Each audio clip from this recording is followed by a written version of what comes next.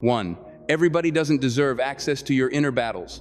Stop giving a front row seat to people who were never invited into the theater of your life. Not everyone is mature enough to handle your vulnerability. Some will pray for you, but others will prey on you. Learn to protect your peace by guarding your privacy. Your growth requires discretion. 2. The more you talk, the less you move. You keep announcing the process, but where's the progress? Every time you speak on your struggles, you give them more power and delay your steps. You don't need confirmation from people, you need discipline in silence. Let your results speak louder than your updates. 3. They're not listening to help, they're listening to judge. You think they care, but most just want something to talk about. You're feeding your critics material to misunderstand, misquote, and misuse. Elevation requires separation. When you stop explaining and start executing, you'll realize how many were never truly in your corner. 4. Silence is strategy, not suffering. It's not weakness to be quiet, it's wisdom. Every king has a war room, and not everything gets broadcast to the battlefield. Work in the shadows, heal in the dark, build without broadcasting. The greatest moves are made in silence, and the strongest people don't always share their storm. 1. Silence is strategy, not suffering. You've been taught that silence equals suppression, that if you're quiet, you must be broken, defeated, or disconnected. But what if silence isn't a sign of weakness, it's a weapon of wisdom? What if holding your tongue isn't about hiding pain, but about harnessing power? There's a difference between being silent and being silenced. One is a position of strength, the other is an imposition of control. When you choose to stay silent, not because you can't speak, but because you understand the cost of speaking too soon, too much, and to the wrong people, that's when silence becomes strategy. We live in a time where people share every feeling the second they feel it. Every setback is posted, every conflict becomes a conversation thread, and every wound becomes a performance. But here's the problem with that. When you expose your process prematurely, you invite interference. You allow outside voices to cloud your internal vision. Some people don't want you to health, they just want a front row seat to your suffering. And when you talk too much about what you're working through, you empower people to define your struggle by their limited understanding. Silence doesn't mean you're ignoring the problem, it means you're confronting it in a controlled environment. Every warrior knows the value of training in private. Every builder knows the foundation is laid before the house is seen. And every visionary knows that dreams require incubation before manifestation. Silence is not retreat, it's preparation, it's insulation. It's a sacred space where thoughts can breathe, wounds can close, and purpose can be clarified. You don't have to explain what you're doing when you're truly committed to doing it. Talking is easy, action is sacred. The more you talk about your healing, your growth, your goals, the more you risk dispersing the energy that should be focused on the work. Think about how many times you've shared your plans and felt a sense of false accomplishment, as if talking about it was the same as achieving it. That's the trap of validation. You tell people what you're building and get applause for the blueprint, but blueprints don't build buildings, bricks do. Effort does. Sweat does. And those things don't need an audience, they need commitment. There's a power in privacy that most people overlook. Privacy is protection. It's a force field around your future. It keeps out the critics who disguise their doubt as concern. It shields you from people who will weaponize your transparency.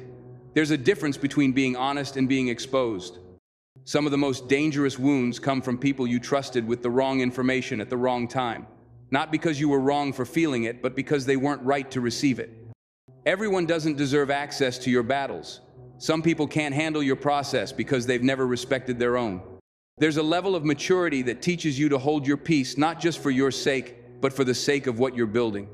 You start to understand that every step forward doesn't need a post. Every season of struggle doesn't need a slogan. And every cry of your soul doesn't need to be echoed in someone else's ears. Silence becomes your sanctuary, not because you're afraid to speak, but because you've learned the value of stillness. It's in the stillness that clarity emerges. It's in the silence that you hear the whisper of direction that gets drowned out in the noise of public opinion. Silence also protects your momentum. When you're quiet, people can't sabotage what they don't know. They can't block what they can't see. Your growth becomes harder to predict, harder to define, and therefore harder to attack. Silence doesn't make you invisible, it makes you invincible. Because while everyone else is busy talking, you're moving, you're working, you're adjusting. And the most dangerous person in the room isn't the loudest, it's the one who says nothing, watches everything, and acts with intention. Sometimes people mistake your silence for confusion or defeat. Let them. Let them assume you're stuck, broken, or lost. That's part of the strategy. Because while they're counting you out, you're counting the cost. You're doing the math they can't see, calculating your comeback, not broadcasting your breakdown. You're conserving energy for what really matters. Because real power isn't about proving a point, it's about staying on purpose. The most important battles of your life won't be fought in front of crowds, they'll be fought in the quiet corners of your soul. They'll be fought in your mind, in your habits, in the private decisions you make when no one's watching, and that's where silence shines. It gives you the room to wrestle without the pressure of performance. It gives you space to process without having to produce an explanation. In silence, you become your most honest self. No filters, no feedback, just truth. This doesn't mean you isolate, it means you insulate. There's a difference. Isolation cuts you off from support. Insulation protects you from contamination. You still need people, but you need the right people. People who don't require updates to trust your direction. People who don't need access to every tear, every thought, every low moment to walk with you in love. The right people don't need constant proof, they need presence. And you don't need a platform to process what you're going through. You need a prayer closet. You need a journal. You need a quiet space where truth can land and healing can begin. When you stop telling everyone what's going on, you also stop reliving the pain. Every time you speak it, you stir it. Every time you describe it, you relive it. And eventually, the trauma turns into a narrative you can't escape. Silence breaks that cycle. It shifts the energy from storytelling to soul working, from rehashing the wound to rebuilding the warrior. Because some healing is too sacred to be shared until it's complete. Some breakthroughs aren't ready to be broadcast until the foundation is solid. That's not being fake, it's being faithful to your process. The truth is, your silence will offend people. It will make them uncomfortable. They'll accuse you of being distant, secretive, or even arrogant. But what they're really saying is, you're not giving me control. And that's exactly the point. Silence puts you back in control of your narrative. It teaches you how to steward your voice with wisdom, how to release only what's necessary, and when to keep what's sacred. It teaches you to value your own journey enough to protect it from people who haven't earned the right to speak into it. You're not obligated to explain what's going on just because people are curious. Their curiosity is not your command. Your life is not a show to be consumed. It's a story to be written carefully, intentionally, and with boundaries. Every sentence doesn't need an audience. Some chapters are written in ink only your soul can read. You don't owe them the story while it's still unfolding. You don't have to provide a status update just to keep people comfortable. Comforting others should never come at the cost of compromising your clarity. If you need silence to see, straight take it. If you need distance to heal, deeply claim it. The right people will respect your silence because they respect your struggle. The wrong people will resent it because they relied on your chaos to validate their own. The less you tell, the more you see. The more you listen, the more you learn. Silence teaches you to observe. It sharpens your discernment. You begin to see people for who they are, not based on how they react to your words, but based on what they assume in your absence. Pay attention to who fills in the blanks when you don't speak. Pay attention to who twists your quiet into a question mark. That's how you find the ones who were only around for the drama, not the development. There's a freedom in knowing you don't have to be understood to be effective. You don't need consensus to be clear. You don't need applause to be anointed. You just need to walk your path with integrity and trust that what you build in silence will speak for itself in due time. So stop explaining, stop broadcasting, stop surrendering your sacred journey to spectators who only want entertainment, not enlightenment. Silence is your strategy. Use it with power. 2. Everybody doesn't deserve access to your inner battles. There's a deep, dangerous mistake people make when they confuse transparency with wisdom. The world has taught us to believe that being open about everything is a badge of courage, that vulnerability without discernment equals strength.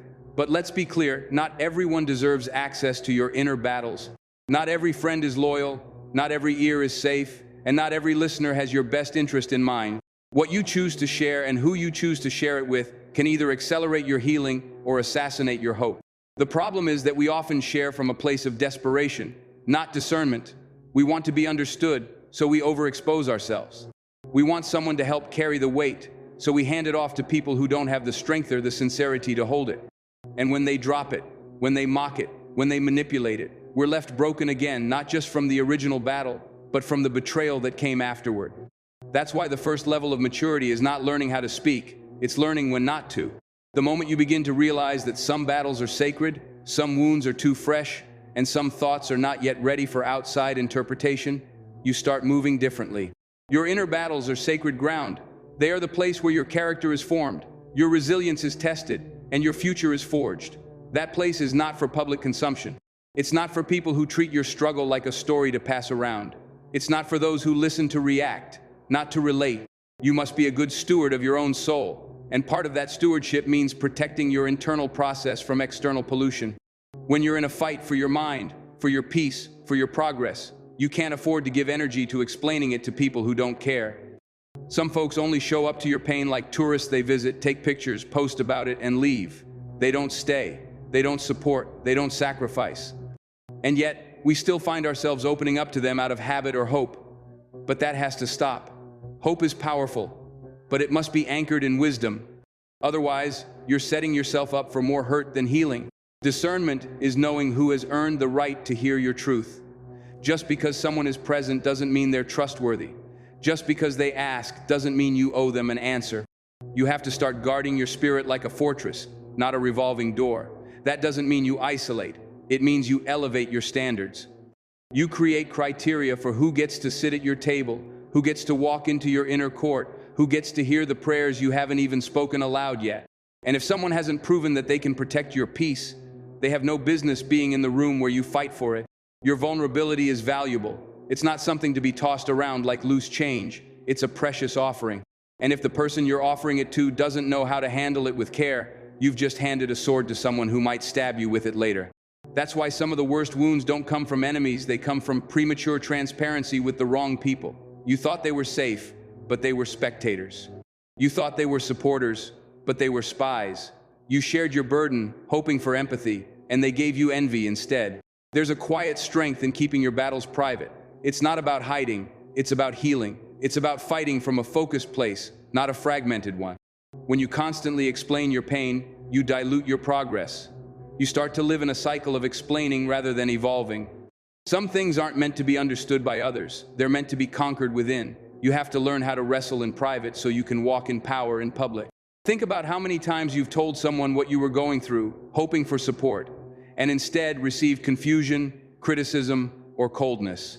Think about how it made you feel when they used your battle as a bullet point in a conversation that had nothing to do with growth and everything to do with gossip. That kind of pain doesn't just hurt, it teaches. And the lesson is this: access to you is a privilege, not a right. Just because someone is related to you, just because they've known you for years, just because they say they love you, that doesn't mean they have the capacity to walk with you through war. Love without understanding can still cause damage.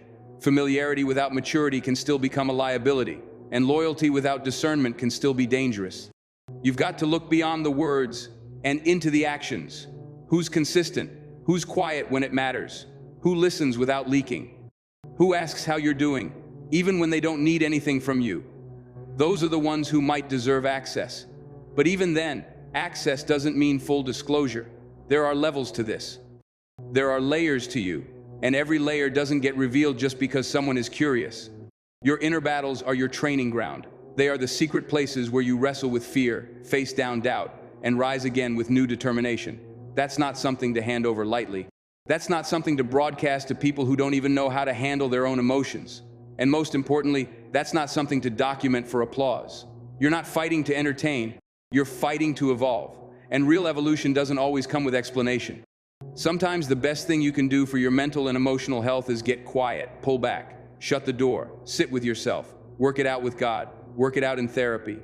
Work it out through journaling, reflection, solitude. You'll be surprised how much clarity you find when you stop speaking and start listening to your spirit, to your purpose, to your own instincts that you've been silencing for too long, just to be understood by people who were never meant to understand you. Every battle teaches you something, but only if you stay present in it. Talking too much about the war can pull you out of it. It can turn your focus into frustration and your healing into a performance. Some of the strongest people are those who learned to fight silently, not because they didn't need help, but because they knew help doesn't always come in human form. Sometimes the help is internal, sometimes the help is spiritual, and sometimes the help is learning how to sit in silence until the noise in your soul settles enough for you to see the next step clearly.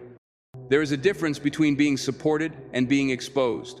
When someone truly supports you, they cover you, they protect your name, they hold your story with reverence. They don't weaponize your weakness. But when someone only wants access so they can feel powerful, they'll expose you the moment you no longer serve their agenda. You must start asking, does this person have the integrity to carry what I'm about to share? If the answer is no or even unclear, then they don't need to know. Not now, not ever. Remember this, your battle is not content. Your pain is not a post. Your process is not for entertainment, it's for elevation. And the higher you go, the more private you'll need to become. There's a reason eagles don't fly in flocks. There's a reason mountain climbers don't take the whole crowd with them. As you rise, the circle gets smaller, and that's not punishment. That's protection. That's provision. That's preparation for what's next. So stop giving your battles away to people who don't know how to honor them. Stop explaining your pain to ears that only want drama. Stop handing your progress to people who aren't even growing. Start treasuring your journey enough to protect it. Start seeing your life as sacred ground.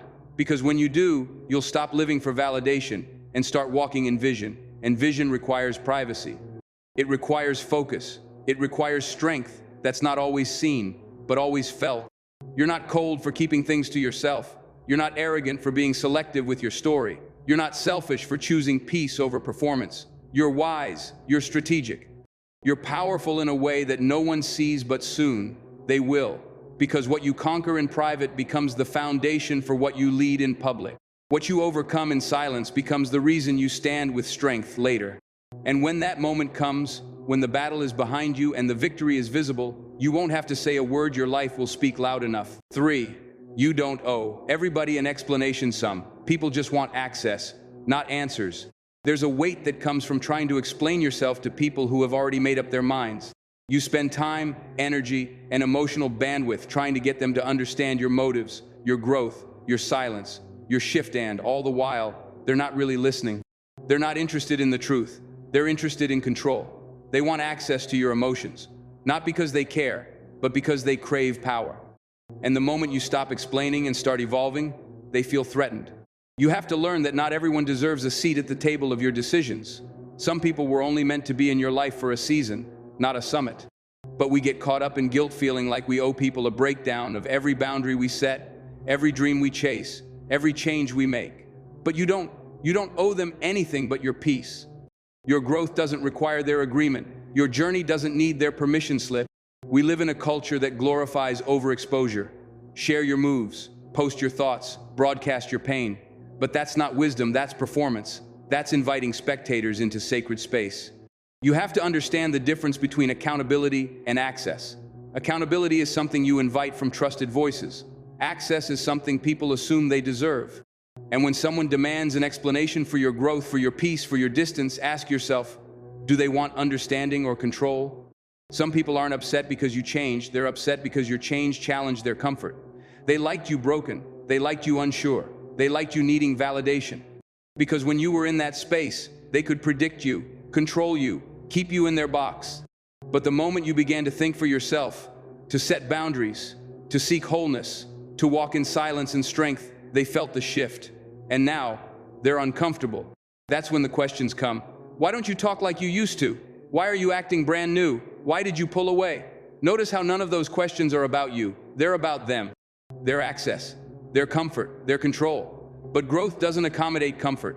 And if someone truly loved you, they wouldn't need an explanation, they'd offer support. They'd sense your shift and celebrate it, not question it. There's a sacred confidence in moving forward without making announcements. You're not being arrogant, you're being intentional. You've learned that some explanations only open the door to manipulation. The wrong people will take your words and twist them. They'll turn your no into a personal attack. They'll take your boundary as betrayal. And when you try to explain yourself, they don't listen to understand, they listen to refute, to reject, to reframe. That's why wisdom says, explanations are earned, not owed. Silence is not weakness, it's a weapon, it's strategy, and sometimes it's survival. You've got to know when to speak and when to move in silence, when to clarify and when to cut ties, when to explain and when to execute. Because some people are better at pretending to care than actually caring. And while you're busy explaining, they're busy collecting information for future leverage. The truth is, most people don't even understand themselves. So why waste your time trying to make them understand you? You were never designed to be universally understood. You were designed to be divinely guided. And when you start walking in that truth, you realize that some of the most powerful decisions you'll ever make will come with confusion from others but clarity in your soul. You're not responsible for how people interpret your journey. You're responsible for your peace, your healing, your purpose. And if protecting those things means disappointing some people, then so be it. Disappointment is temporary, but regret for abandoning yourself lasts much longer. Start asking yourself, why do I feel the need to explain this? Is it because I want understanding or because I'm afraid of rejection? Am I seeking clarity or chasing validation? When you get honest with yourself, you'll start to see the pattern. Often, the desire to explain comes from a deeper wound, the need to be seen, to be accepted, to be justified. But healing teaches you this: you don't have to justify your peace to people who thrive in your chaos. You don't need to convince anyone of your worth. You don't need to explain your silence, your solitude, or your strategy. The right people won't need an explanation because they'll be aligned with your values. And the wrong people won't care about your explanation, they'll only use it against you. Let them misunderstand you. Let them create their own narratives. Let them gossip, speculate, assume. None of that has power unless you give it energy. Your time is too valuable, your peace too sacred, your progress too precious to waste on unnecessary conversations with unqualified critics. And here's the truth that most people won't tell you. Even if you explained everything, some people would still choose not to understand. Because it's not about the facts, it's about their feelings. It's about their fear of losing control. So don't waste your voice trying to fix what's not yours to fix. Focus on your growth. Focus on your healing. Focus on the people who see you, love you, and respect you without needing a full play-by-play. Every time you give an unnecessary explanation, you drain a little bit of your power. You hand over a piece of your story to someone who hasn't earned the right to hold it. But when you start moving with quiet conviction, when you start making peace your priority, you begin to rise. And when you rise, the noise beneath you becomes irrelevant. You'll notice something else too. The more you stop explaining, the more you attract peace. Real ones don't need all the details to love you. They don't need a backstory to honor your boundaries. They don't need your resume to respect your decisions. They just show up with consistency, compassion, and quiet understanding. Those are the ones you keep close. The rest, let them watch. Let them wonder. Let them talk. Your life doesn't need commentary, it needs direction. Your purpose doesn't need public approval, it needs divine alignment. And your soul doesn't need chaos, it needs stillness. And stillness comes when you stop over-explaining and start trusting that your growth is enough, even if no one else gets it. Let this be your reminder. You don't owe anybody an explanation for evolving, for saying no, for not answering texts, for declining invitations, for protecting your peace, for not being as available as you used to be. You're not who you were, and you're not going back. Growth is not just change, it's elevation. And elevation comes with separation. So the next time someone presses you for answers you don't want to give, remember this: silence is a complete sentence. Boundaries are declarations. Peace is proof. And wisdom says you're allowed to change without explaining why. You're allowed to protect your energy without defending it. You're allowed to disappear to heal and reappear with power. And you're allowed to do all of that without commentary. Because the people who matter won't need an explanation, and the people who need an explanation probably don't matter.